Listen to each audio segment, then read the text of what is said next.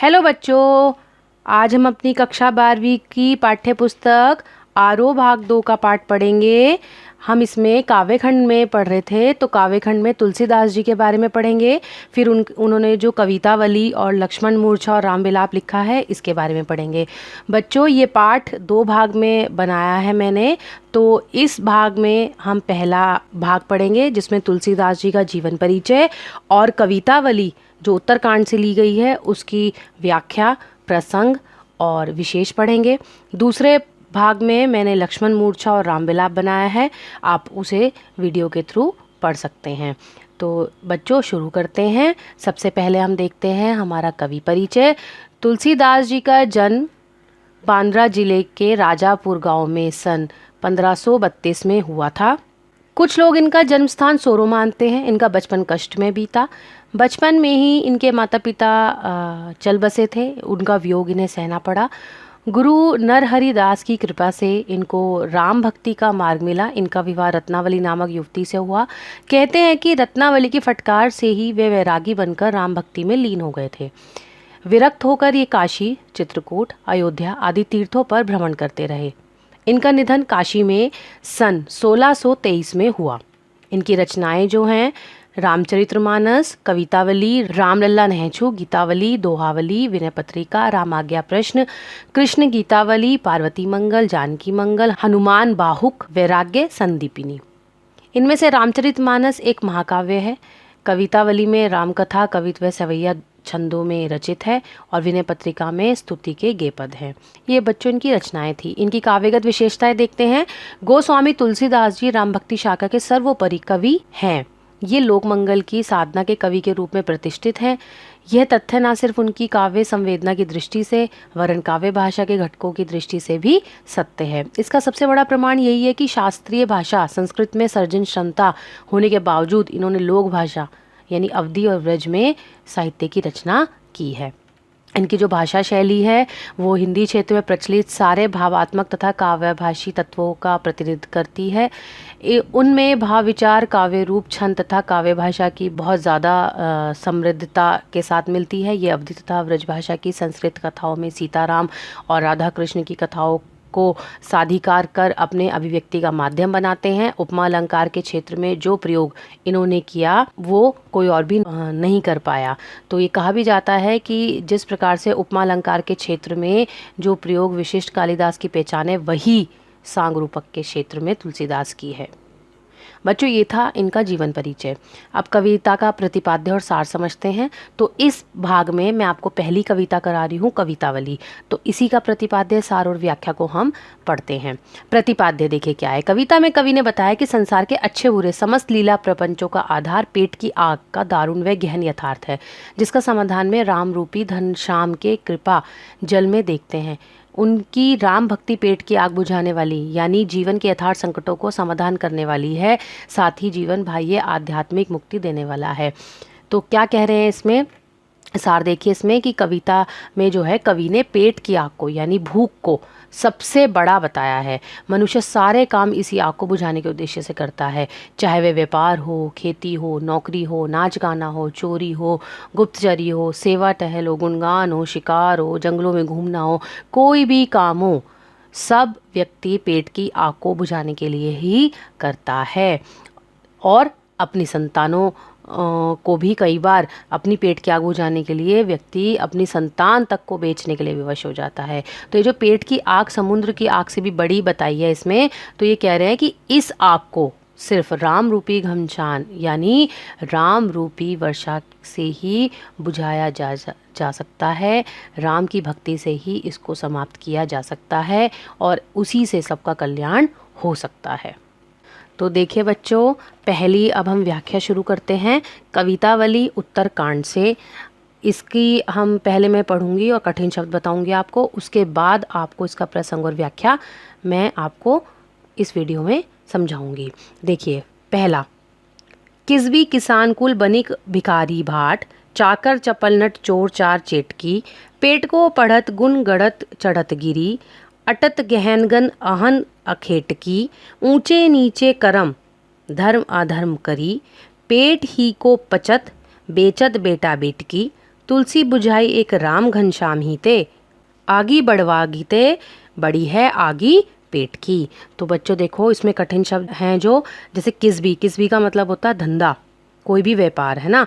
उसके बाद किसान कुल मतलब परिवार, कुल मतलब परिवार, बनिक मतलब व्यापारी, भिखारी मतलब भिखारी, भाट मतलब प्रशंसा करने वाला, चाकर मतलब नौकर, चपल मतलब चंचल, चोर मतलब चोर, चार मतलब गुप्तचर, चेटकी मतलब बाजीगर।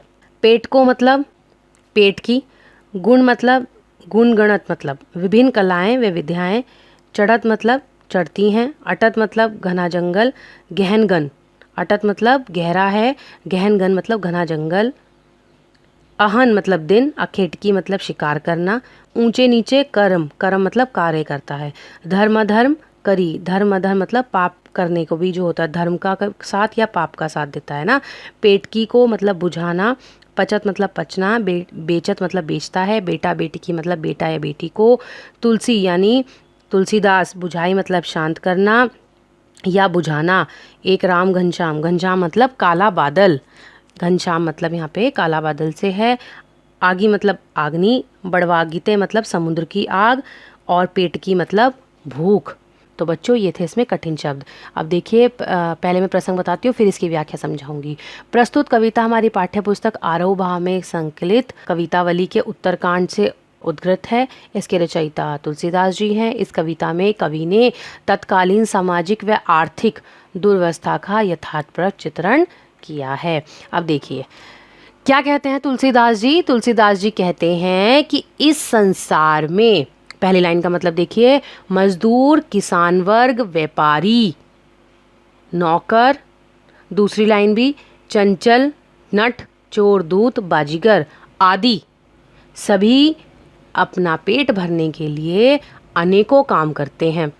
कोई पढ़ता है, कोई अनेक तरह की कलाएं सीखता है, कोई पर्वत पे चढ़ता है, तो कोई दिन भर गहन जंगलों में शिकार की खोज में भटकता है। ऊंचे नीचे कर्म धर्म करी, मतलब लोग ऊंचा नीचा काम या धर्म अधर्म के काम करने से भी चूकते नहीं हैं। इसके आगे कहते हैं तुलसीदास जी कि पेट ही को पचत, कि पेट की आग बुझाने के लिए लोग बेटा बेटी यानी अपने संतान को भी बेच देते हैं। तो तुलसीदास जी कहते हैं अंत की 2 लाइनों में कि अब ऐसी आग भगवान रूपी बादल, घनश्याम मतलब काला बादल यानी भगवान रूपी जो बादल है उससे ही बुझ सकती है, क्योंकि पेट की आग समुद्र की आग से भी भयंकर बड़ी होती है। तो इसमें यही बताया है कि जो ये आग है इसको कैसे बुझाई जा सकती है, भगवान की भक्ति करके। भगवान की जो है भगवान रूपी बादल जब बरसते हैं तो इस आग को बुझा जाते हैं। इसमें विशेष देखिए समाज में भूख की स्थिति का यथार्थ चित्रण किया गया है, कवित छंद है, तत्सम शब्दों का अधिक प्रयोग है, व्रजभाषा है, राम घनश्याम के रूपक अलंकार तथा आगी बड़वागिते पेटकी में व्यक्तिरेक अलंकार है। अनुप्रास अलंकार देखिए इसमें कौन कौन से हैं, जैसे किसबी, किसान कुल, भिखारी, भाट, चाकर, चप्पल, चोर, चार, चेटकी, गुणगणत, गहनगन, अहन, अखेटकी, बचत, बेटा बेटकी, बड़वागिते बड़ी। अभिधा शब्द शक्ति है। अब इसका दूसरा देखिए, दूसरा हम पढ़ेंगे, दूसरा पैराग्राफ। खेती ना किसान को, भिखारी को ना भीख बली, बानी को बनिज, न चाकर को चाकरी, जीविका विहीन लोग सिद्ध मान सोच बस, कहे एक एकंसो कहीं जाई का करी, भेदू पुराण कहीं लोकू बिलोकियत, साकरे सबे पे राम रावरे कृपा करी, दारिद दसानन दबाई दुखी दीन बंधु, दुरित दहन देखी तुलसी हाहा करी। देखो इस वाले उसके हम पहले कठिन शब्द देखते हैं कि क्या है इसमें कठिन शब्द।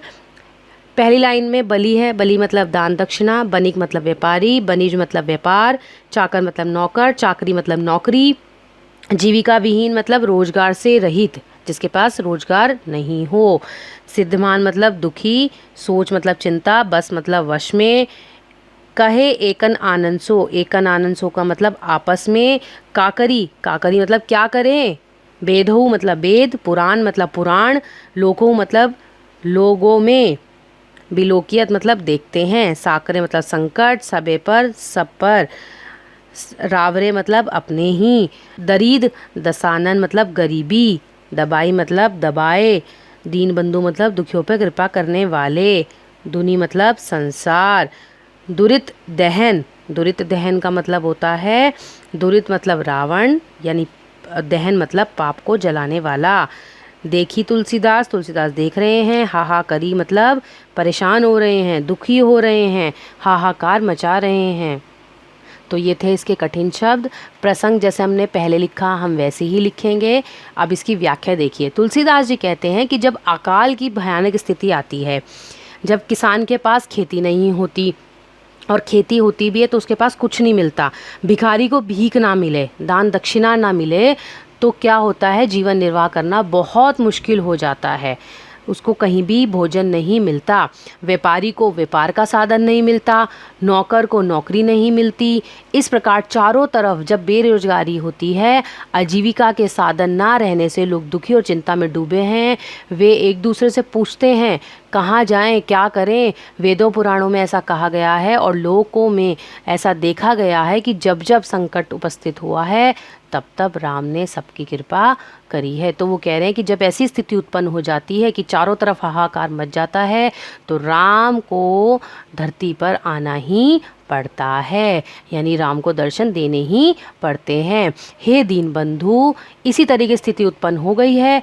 इसी तरीके स्थिति उत्पन्न होते हुए तुलसीदास जी भगवान से विनती करते हैं कि हे दीन बंधु, इस समय दरिद्रता रूपी रावण ने सारे समूचे संसार को त्रस्त कर रखा है, यानी गरीबी से सभी पीड़ित हैं। तो आप पापों को नाश करने वाले हो, इस चारों तरफ की जो हाहाकार मची हुई है उसको आप दूर करो, इन दुखों को दूर कीजिए। और ये देखकर तुलसी भी दुखी है, इसीलिए वो भगवान से विनती कर रहे हैं। इसमें विशेष देखिए तत्कालीन समाज की बेरोजगारी व अकाल की भयानक स्थिति का चित्रण है। तुलसी की राम भक्ति प्रकट हुई है, ब्रजभाषा का सुंदर प्रयोग है, दारिद दसानन व दुरित दहन में रूपक अलंकार है, कवित छंद है, तत्सम शब्दावली की प्रधानता है, निम्नलिखित में अनुप्रास अलंकार की छटा मिलती है, जैसे किसान को, सिद्यमान सोच, एक एकन का करी, साकरे सबे, राम रावरे, कृपा करी, दारी दसानन, दबाई दुनी, दीन बंधु, दुरित दहन देखी। अब इसका आखिरी पैराग्राफ समझते हैं। धूत कहो अवधूत कहो, रजपूत कहो जो लाहे कहो कऊ, काहू की बेटी सो बेटा ना ब्याया, काहू की जाति बिगाड़ न सो, तुलसी सरनाम गुलामो है राम को, जाको रुचे से कहो कछु औ, मांगी के खैबो मसीत को सोइबो, लैबो एको ना देब को दऊ। देखो, इस पद्यांश में तुलसीदास जी ने धर्म और जातिवाद का खंडन करते हुए कहा है।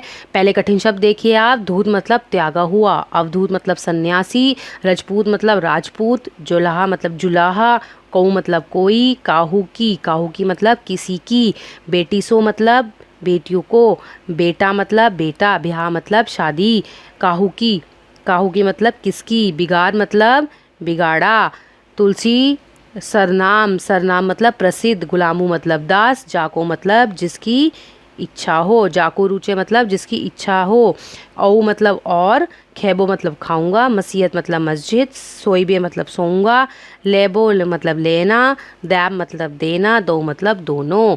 तो ये तो इसके कठिन शब्द हो गए। इसका प्रसंग हम वैसे ही लिखेंगे जैसे हमने पहले वाले का लिखा था। अब इसकी व्याख्या देखिए, क्या कहते हैं कवि तुलसीदास जी। समाज में व्याप्त जातिवाद और धर्म का खंडन करते हुए कहते हैं कि वह श्री राम का भक्त हैं। तुलसीदास जी श्री राम के भक्त हैं। वह समाज हमें चाहे धूत कहे या पखंडी सन्यासी कहे या राजपूत अथवा जुलाहा कहे, मुझे इन सब से कोई फ़र्क नहीं पड़ता, यानी उन्हें जातिवाद से या धर्म के भेदभाव से कोई फ़र्क नहीं पड़ता। मुझे अपनी जाति या नाम की कोई चिंता नहीं है, क्योंकि मुझे किसी के बेटे से अपने बेटी का विवाह नहीं करना, या किसी की बेटी से या अपनी बेटी से मुझे अपने बेटे का विवाह नहीं करना, और ना ही मुझे किसी की जाति बिगाड़ने का कोई शौक़ है। तुलसीदास जी कहते हैं कि मैं तो राम का गुलाम हूँ, मैं तो अपने प्रभु का गुलाम हूँ, उनसे पूर्णतः समर्पित हूँ। अतः जिसे मेरे बारे में जो अच्छा लगे वह कहे, मैं मांग कर खा सकता हूँ, मस्जिद में सो सकता हूँ, मुझे किसी से कोई लेना देना नहीं है। संक्षेप में कवि क्या कह रहा है कि समाज में मतलब समाज का मुझ पे कोई भी बंधन नहीं है, मैं तो राम पर समर्पित हूँ। मतलब वो ये कहना चाह रहे हैं इसमें कि मेरे को किसी से कोई फ़र्क नहीं पड़ता, कोई मुझे कुछ कहे कोई ना कहे, कोई मुझे राजपूत कहे या जुलाहा कहे, मतलब कोई मुझे बड़ा कहे छोटा कहे, कुछ भी कहे, मुझे उससे कोई फ़र्क नहीं पड़ता। मैं तो अपने राम का गुलाम हूँ, यानी मैं अपने राम का भक्त हूँ और मैंने अपना पूरा जीवन उन्हीं को समर्पित कर दिया है। इसमें विशेष देखिए, कवि समाज के आक्षेपों से दुखी है, उसने अपनी राम भक्ति को स्पष्ट किया है, दास्य भक्ति का भाव चित्रित है, लैबों को एकुना देव को दो मुहावरे का सशक्त प्रयोग है, सवैया छंद है, ब्रजभाषा है। मस्जिद में सोने की बात करके कवि ने उदारता और समरसता का परिचय दिया है। अनुप्रास अलंकार काहू कौ काहू की कहे कछु में अनुप्रास अलंकार है। तो बच्चों, कवितावली जो हमारा पाठ था वो यहीं पे समाप्त करती हूँ मैं। भाग 2 लेकर इसका आऊँगी, जिसमें मैं आपको लक्ष्मण मूर्छा और राम विलाप को समझाऊंगी।